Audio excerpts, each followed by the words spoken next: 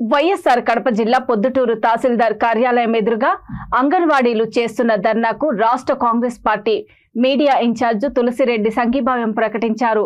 అంగన్వాడీలతో ధర్నాలో బైఠాయించిన ఆయన ప్రభుత్వానికి వ్యతిరేకంగా నినాదాలు చేశారు. కాంగ్రెస్ ప్రభుత్వం ఏపీలో అధికారంలోకి రాగానే అంగన్వాడీలకు తగిన న్యాయం చేస్తామని ఆయన హామీ ఇచ్చారు.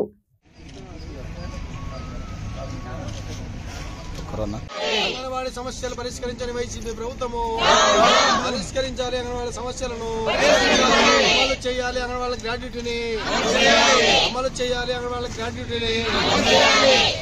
అమలు చేయాలి. రాష్ట్ర ప్రభుత్వము గ్రాడ్యుటీ పరిష్కరించాలి. రాష్ట్ర ప్రభుత్వము అంగన్వాడీ సమస్యలు పట్టించుకుని రాష్ట్ర ప్రభుత్వము అంగన్వాడీలో 26,000 వేతనాలు అమలు చేయాలి. సుప్రీంకోర్టు ఆర్డర్ను అమలు చేయాలి. సుప్రీంకోర్టు ఆర్డర్ను అమలు చేయాలి. రాష్ట్ర కేంద్ర ప్రభుత్వాలు ఎన్నికల ముందు మీకు హామీలు ఇచ్చినారు.